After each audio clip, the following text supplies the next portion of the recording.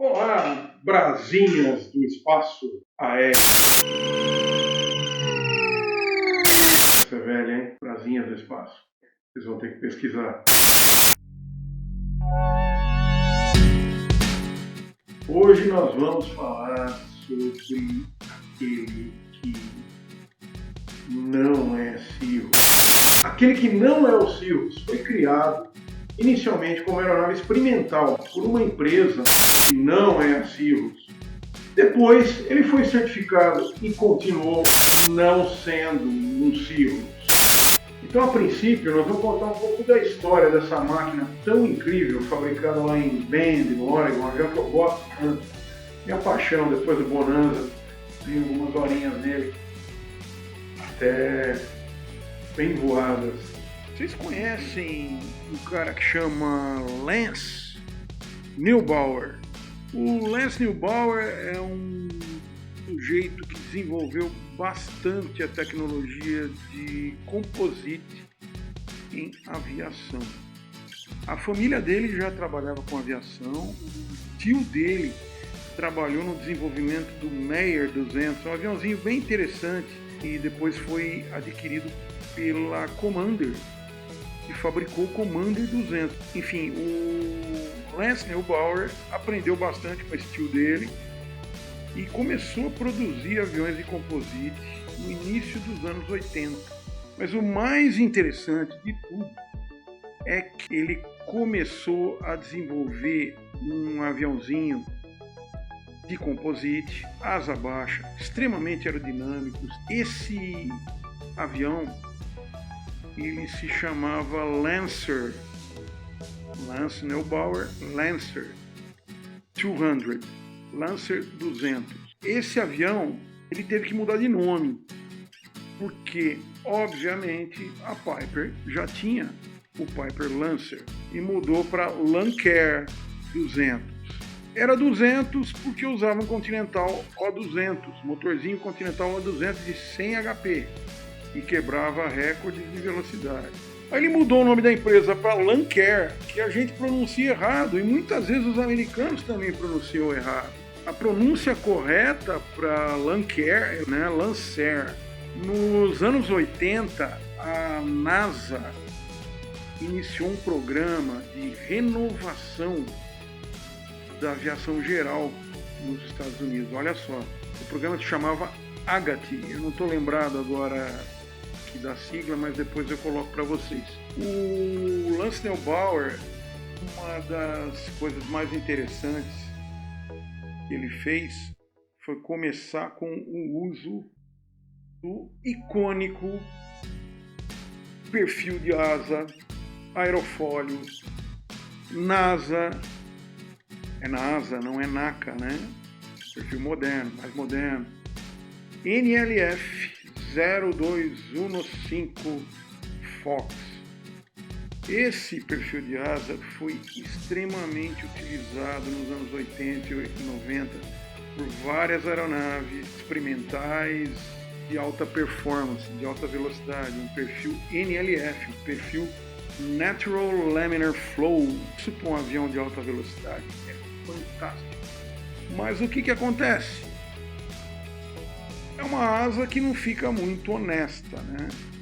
Então aí você tem que mixar esse tipo de perfil com outros tipos de perfis mais mansos, mais apropriados para baixas velocidades. Como é que você faz isso com um avião de construção convencional, um avião de alumínio, com estrutura de alumínio?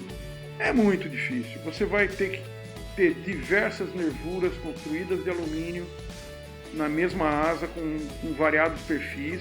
Então o que acontece? É muito difícil, a construção é muito difícil.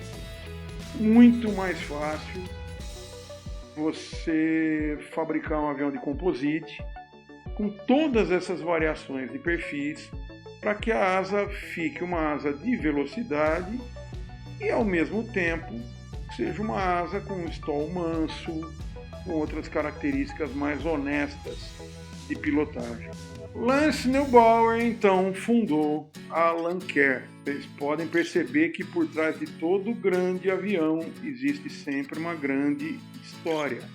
Avião que não tem uma grande história por trás, que não tem todo esse estudo, toda essa tecnologia, geralmente não é um grande avião.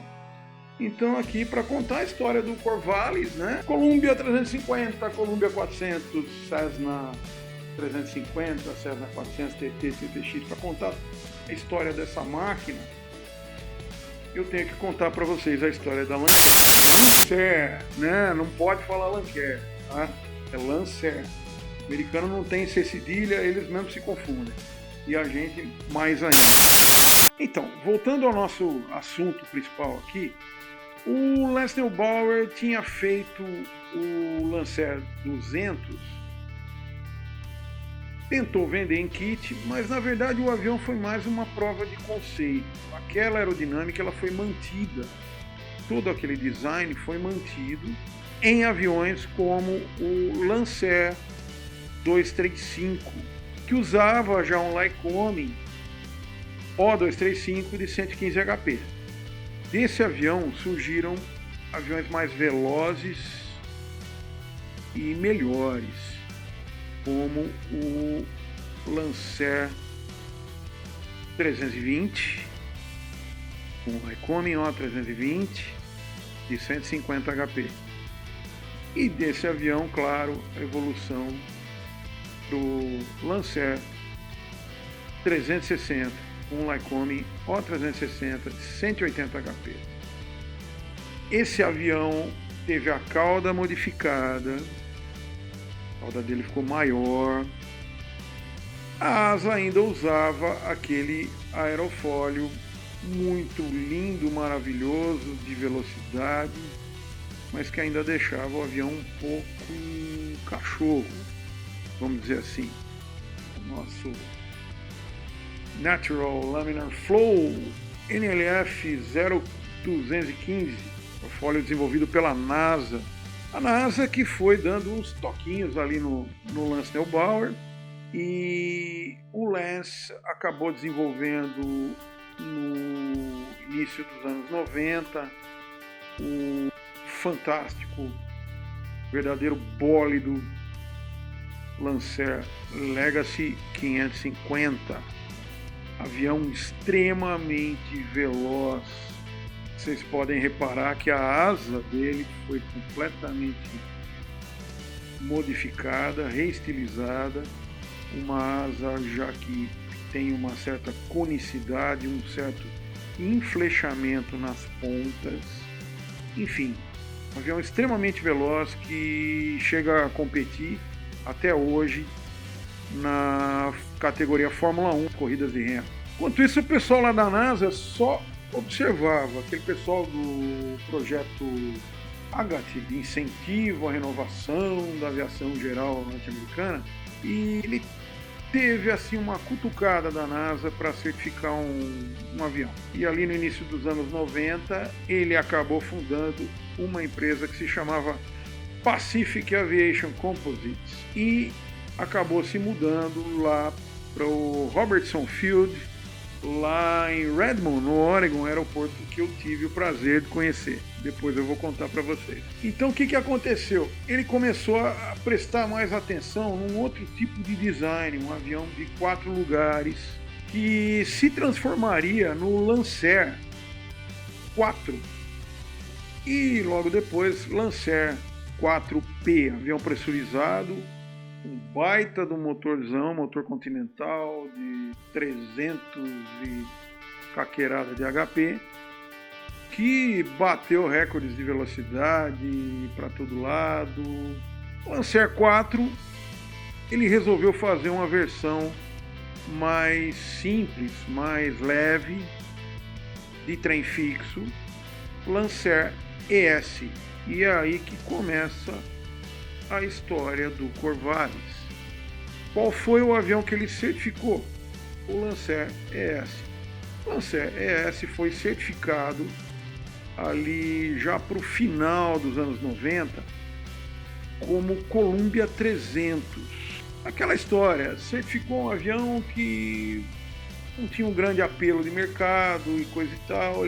Ele entendeu que ele devia focar mais na empresa de aviões certificados. Ele estava sendo extremamente incentivado pela NASA para fazer isso.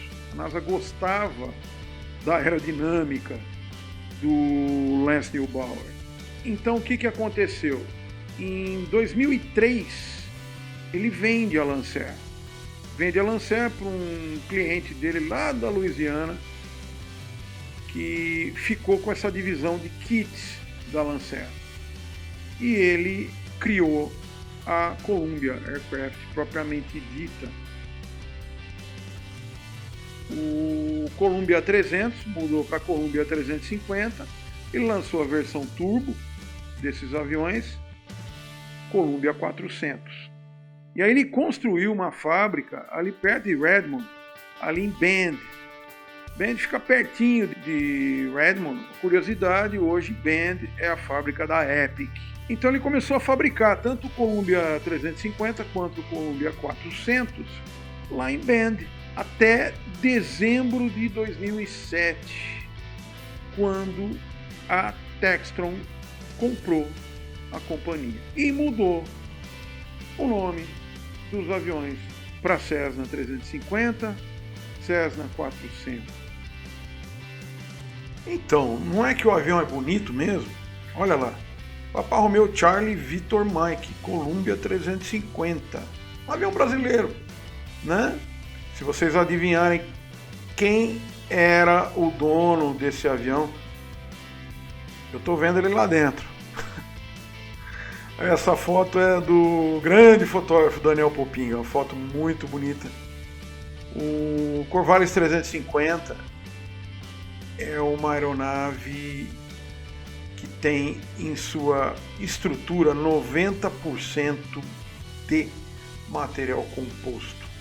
Que material composto? Material composto de fibra de carbono. Vocês sabem que nem todo material composto é fibra de carbono. Por exemplo, a fibra de vidro é um material composto. O Corvallis, ele tem uma estrutura muito parruda. Ele é um avião muito forte de estrutura. As asas têm longarinas duplas, também de fibra de carbono, e ele é certificado na categoria utilitário. Ele pode efetuar manobras acrobáticas com G positivo. Se vocês forem lá no YouTube, vocês vão ver uns vídeos lá do Sean Tucker, aquele piloto acrobático americano fantástico, que está fazendo o diabo com um Columbia 400. Os comandos de aileron e de profundor do Columbia 350 são mecanicamente acionados por tubos. Só o leme de direção é que é acionado por cabos, de forma convencional, pelos pedais. Os flaps são elétricos e o avião possui speed brakes. Todos os comandos de voo não tem nenhum tipo de compensação. Ele não tem molas, não tem amortecedores, são realmente muito diretos e precisos, o que proporciona um feeling de pilotagem bem agradável. Ao longo da asa, mais ou menos 2/3, existe um splitted leading edge. É uma divisão no borda-ataque que modifica o perfil aerodinâmico da ponta da asa, proporcionando características de stall bastante boas e também boa estabilidade em baixas velocidades. Ali perto da raiz da asa, próximo também ao borda-ataque, a gente observa uma espécie de uma tampa com um placar com alguns dizeres. Olha lá, como vocês estão vendo, a aeronave tem portas com abertura tipo asa de gaivota. Então, o que aconteceria, por exemplo, se no caso de um acidente, um pouso forçado, alguma coisa, a aeronave parasse de ponta cabeça? Como é que você teria acesso às pessoas que estão lá dentro? Então, aquela tampinha ali tem instruções para que você puxe uma pequena alavanca ali dentro e desconecte as portas para efetuar o resgate das pessoas que estão lá dentro. Uma coisa interessante sobre as portas do Corvallis é que vocês estão vendo ali, tem uma alça. Aquela alça está presa num botão de pressão ali em cima. Aliás, está na posição incorreta. Essa alça, sempre que a porta estiver aberta, é para você deixar ela pendurada. Por quê? Porque você entra dentro do avião, aciona o motor, liga o ar-condicionado, estica o teu braço esquerdo e pega a alça e fecha a porta. Você consegue alcançar, você consegue fechar a porta, mesmo já estando preso ao cinto de segurança com o motor acionado. Isso é bem legal, você consegue acionar o motor com a porta aberta, sem problema nenhum, e depois fechar a porta e ligar o Door Seal. Todo Corvallis tem Door Seal, aquela borracha inflável que veda completamente a cabine, reduz o nível de ruído. É fantástico o Door Seal. Realmente a gente percebe aí na foto que a alça ali de fechamento da porta ela está na posição incorreta. Se o piloto esquecer ela desse jeito, colocar o cinto, acionar o motor, ele vai ter que cortar o motor, soltar o cinto para fechar a porta. Não vai conseguir alcançar. O Corvallis, como vocês podem ver, ele tem portas dos dois lados. Tem um interior até que espaçoso, ele é bem ergonométrico. Esse fechamento das portas é muito bom. O travamento das portas é muito seguro. É praticamente impossível você decolar com uma porta dessa aberta. Como a gente disse, ele tem porta dos dois lados, diferente dos Lancers ES, que só tinham porta de um lado só. E olha só que interessante também, esse 350 ele está equipado para FIC, para Flight into Non-Icing, ou seja, voo dentro de gelo conhecido. Esse sistema de de-ice do Columbia 350 me parece ser elétrico. E aí a gente vê o cockpit do Corvallis 350, 400. Nós temos aí uma suíte G1000 de aviônicos com aquele tradicional keypad do Garmin 1000. Temos ali o ar-condicionado inteligente logo abaixo das manetes. O interessante também é que o ar-condicionado inteligente, esse que só foi introduzido na linha Beech a partir de 2012, 2013, existe nos Columbias desde 2007. Entre a manete de potência e a manete de passo de hélice, que são do tipo ajuste vernier, tem um botãozinho ali que é o botão do speed brake. É muito fácil você com a mão na manete de potência acionar o speed brake, é muito tranquilo, a posição é bem ergonométrica. O switch de posição do flap ali em cima, aquela peça de madeira logo acima ali do keypad é a seletora de combustível. É interessante, ela tem posição esquerda e direito e fechado.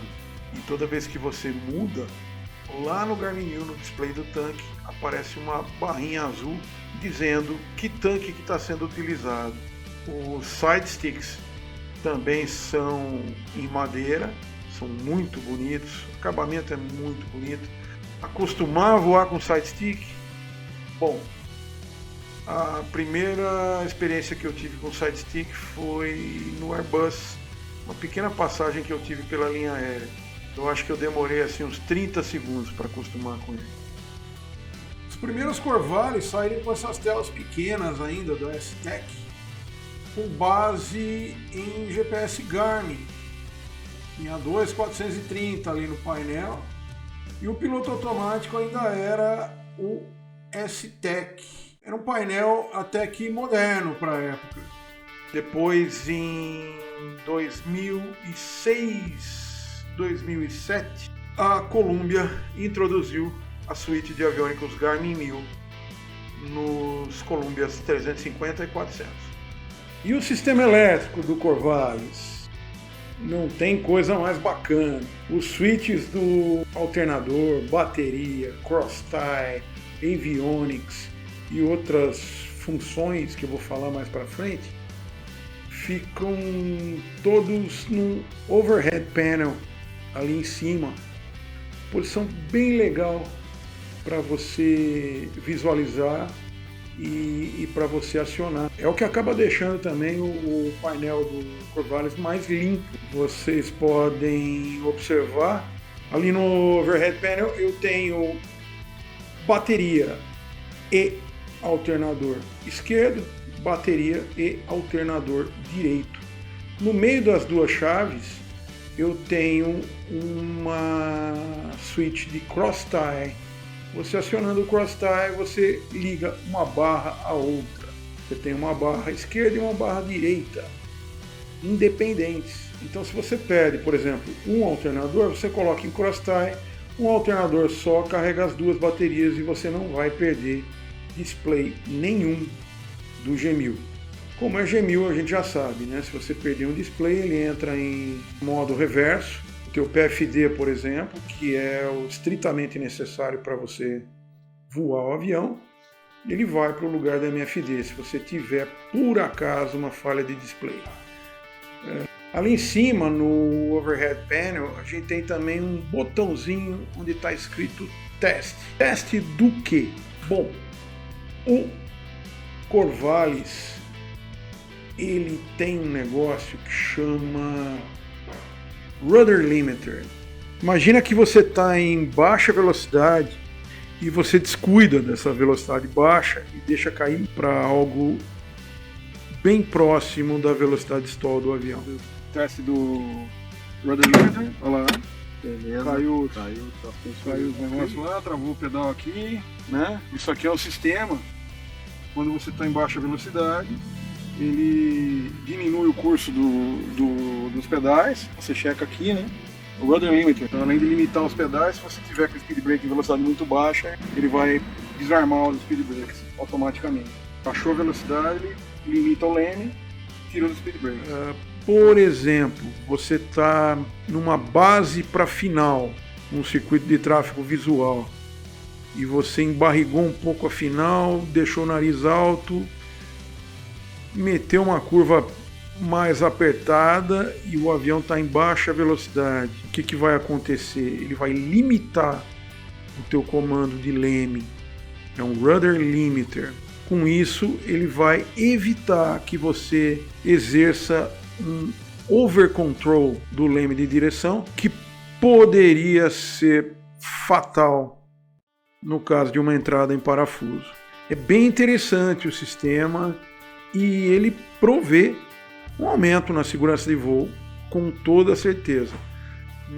Mas falando em speed brake, pessoal, os speed brakes do Corvallis, eles são um equipamento quase que necessário. O avião é liso, o avião tem uma performance muito boa e ele demora para desembalar. Se você entra, por exemplo, numa perna do vento para configurar um flap approach, você aciona as raquetinhas ali e logo você vai atingir 129 nós, que é a velocidade de flap. Uma coisa legal também, porque você não precisa reduzir muito o motor para atingir essa velocidade. Você coloca speed brake, deixa o motor um pouco mais acelerado, evita risco de overcooling, né? Mas aí até agora a gente só falou de Corvallis, falamos muito sobre o 350. Qual é a diferença do 350 para o 400? Obviamente, uma das diferenças é o motor. Turbo Normalized, aliás, Biturbo Normalized. E tem mais uma diferençazinha. Se vocês repararem bem, vocês vão ver que tem uma barbatana ventral no Columbia 400. Aquela barbatana existe ali por quê? Porque é um avião Turbo Normalized, feito para voar em velocidades mais altas e feito para voar em altitudes maiores. Então, para aumentar a estabilidade do 400, colocaram aquela barbatana ventral. Sistemas do 400, a estrutura, os aviônicos são exatamente os mesmos do 350. Para vocês terem uma ideia, o Columbia 350, ele tem aí velocidade aerodinâmica de TAS no nível 100, algo em torno aí de 170 a 175 nós. O Columbia 400, a 12 mil pés, você consegue TAS de 210, 215 nós. O avião é muito veloz. A 25 mil pés, ele ainda consegue manter as 34 polegadas que ele mantém na decolagem. Voando aí com 29, 30 polegadas a 20 mil pés, obviamente com oxigênio, o avião não é pressurizado, esse avião atinge cerca de 230 nós. Atinge essa velocidade consumindo aí cerca de 16 a 17 galões. Muito eficiente para um monomotor. Mas aí em 2008, a Textron comprou a Columbia. E o Columbia 350, Columbia 400 se transformaram no Cessna 350 e Cessna 400. E continuaram a produzir lá no estado do Oregon, lá em Bend, só que agora sob a marca Cessna. O que aconteceu em 2010? A Cessna parou de fabricar o 350 e continuou a fabricar o modelo 400. Agora mudou de nome mais uma vez. Não é mais Cessna 400. Agora ele é o Cessna TT. Aí por volta de 2014, o tal do Cessna TT, que não tinha diferença nenhuma lá para o Columbia 400 de 2007, se transformou no Cessna TTX. O que mudou? Painel. O painel passou a ser o G2000. E o avião veio sendo produzido até dezembro de 2017. Então a Textron resolveu descontinuar a produção do nosso amigo Corvallis. Judiação, né, pessoal? Essas coisas não podem acontecer. Mas a gente não conhece os desígnios do mercado. A gente não sabe por que eles tomaram essa decisão. Dizem que foi por causa da concorrência com o Cirrus 22. Mas, como eu comecei essa história dizendo que Corvallis não é Cirrus, eu tive que garantir para vocês que ele realmente não é um Cirrus. É um avião completamente diferente, é outro approach para a ideia de se ter um monomotor de alta performance. Por que ele acabou virando o concorrente natural do Cirrus? Porque é parecido. Tinha o mesmo preço, os mesmos aviônicos, mas a pegada é completamente outra. Eu acho que isso aconteceu também com o Mooney, né? O Mooney também é um belo avião, as últimas versões do Mooney tinham uma performance fantástica, até superiores, né, do TTX, mas Cirrus matou todos eles. Eu não sei também se a Textron não tirou o TTX de série, porque ele poderia estar concorrendo com os monomotores da própria Cessna e com o Bonanza da Beechcraft. Afinal de contas, a Cessna tirou o TTX depois que a Textron também adquiriu a Hawker Beechcraft. Eu acabei me apaixonando pelo avião. Eu voei mais o 350, o 400 eu fiz alguns voos, mas realmente são aviões de performance impressionante. A gente não acredita no que esses aviõezinhos são capazes de fazer. Olha lá, eu também tenho uma foto do Popinga no Corvallis. Só que essa era um Cessna 350, Papatango Tango Lima Alpha. O avião que a minha filha Beatriz mais gostava. Ocorre que em 2018 eu fiz o traslado do Tango Lima Alpha. Adivinhe para onde? Para Redmond, no Oregon. Voltou para o ninho. O Tango Lima Alpha foi para os Estados Unidos para ser vendido. Foi um traslado, na verdade, bem divertido. Foi com essa viagem que eu aprendi realmente que o aviãozinho é valente. Ele tem uma autonomia muito boa, ele é um avião que dá para você fazer etapas longas com 2 a bordo e muita bagagem. Enfim, vou mostrar para vocês uns videozinhos aí onde a gente brinca um pouquinho com os chemtrails ali no Caribe. E uma coisa muito interessante, a gente estava voando de Tamiami, em Miami, para Meridian. E tivemos que efetuar alguns desvios ali de mau tempo. E desviamos pelo XM Weather.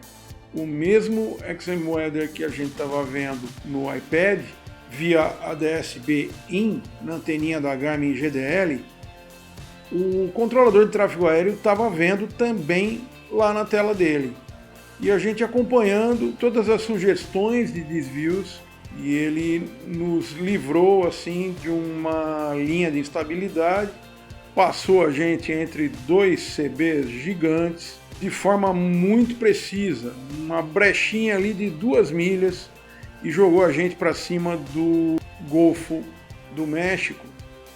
E depois autorizou para a direta de Meridian e foi cavoque o tempo inteiro.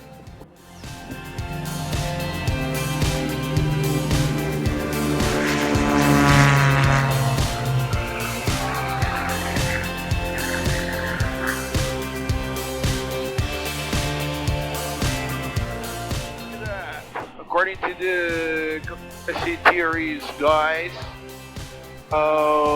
they're spraying 2474, being over speed at 250. I'm not supposed to say that, but we are doing the same here. They're spraying United 1443, foot right jet. chemtrails over the Caribbean. Sorry, what's that point again? 1443? These guys are United not CIA. 1443, They foot are right jet. Queen Nazis. Jet, Trying to 1443. install a brand new ward. On United 1756 with you climbing through 15.5 for 190. Isn't it true, Joylo?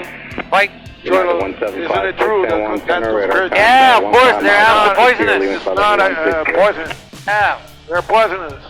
I do that all the time. Okay, me too. And United Hey guys, we're finding Sargasso Sea. Those brown spots down there are Sargassos, I guess. 179 knots ground speed. 69 our TIS. Flight level 100. We're now crossing Martinique area from Barbados to Antigua, St. John's. Papa, Tango Alpha, Papa Alpha. 10 inches, about 10 inches, 1,500 RPMs. And that's it. More 40 minutes ago. And that's Dr. Joylo Barbosa. Find a trip, Doctor. Or a doctor with medicine when I go into flying. Oh, okay. Now he's a pilot, not a doctor. At that. Doesn't want even to remember he's a doctor. Right now. A gente chegou a fazer pernas ali sobre o mar de 4 horas. Eu e o meu amigo Joylo Barbosa. Joylo Barbosa é médico, mora nos Estados Unidos há mais ou menos uns 35 anos. Médico especialista em ER, em pronto-socorro. Ele foi o meu guru durante a pandemia para falar sobre Covid-19. Não só isso, o Joylo também é piloto. CFII lá nos Estados Unidos. CFII é aquele instrutor que pode dar instrução de voo por instrumento. tem um maravilhoso Mooney lá em Lake Havasu, no Arizona. E o que é muito legal é que ele usa o avião dele para trabalhar. Ele voa ali pelos estados vizinhos para atender em hospitais sob demanda. É muito legal a gente entender como é que funciona a aviação geral nos dias de hoje nos Estados Unidos. Um país que cresceu usando a aviação geral como ferramenta para esse crescimento. That's our baby. Flying nicely. Nuclear 372, request to descend. That's it, folks. Jet 372 descend 7,000 feet change, 1017. 7,000, Kennedy 1017, yes, 372. BC Borg International at Antigua St. John's. This little island here. So, folks, for now. 3, turn left, heading 270. Someone flying VFR. Left 270 now, American 903. American 903, contact Miami Center 126.22. Oh, 2630. não, é reflexão. what the fuck? American 1299, fly heading 300. 300, Method 1299. We're still deviating. American 870, fly heading 270. 270, It's not a American jet. 870. It's too 457, slow. looking for left deviation. It's too slow. It's almost the same speed as we are. That was 457, request. Southwest 457, contact Miami Center 126.32. 2632, so it's 457. Miami, good up. Papa Tango, Tango Lima Alpha, clear direct to Bimini and the Decal 5 arrival. Direct Bimini and the next instruction. Decal 5 arrival. I'll be looking for that arrival, Papa Tango, Tango Lima Alpha. Decal 5. Decal 5 arrival. Aqui o cara tá desviando a gente. Uma área de precipitação menor. Nós estamos acompanhando aqui também no Weather Data Link. Só bem esse miolinho aqui. Foi a proa que o nosso Traffic Controller deu. Agora. Confiar nele aqui. Tem uns buraquinhos ali, ó. É, tá aqui, ó. Tá. Aqui e ali também. Olha os pulos agora. Tem que fazer, a gente vai ter que passar por essa área aqui que tá melhor. Olha lá. Passamos por aquela hora em que todo mundo ficou quietinho, né? Mas o nosso controlador de tráfego enfiou a gente no buraco aqui. Então é isso aí, pessoal. Espero que eu tenha passado para vocês alguma coisa que elucidou os mistérios do tão controvertido Columbia 350, Columbia 400, Cessna 350, Cessna 400, Cessna TT, Cessna TTX. Eu nunca pensei que eu ia dizer isso. Dá um like aí no vídeo, se inscreva no canal e se você quer adquirir um Corvallis, consulte a Scout Aero.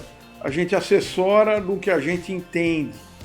A gente vende o que a gente voa.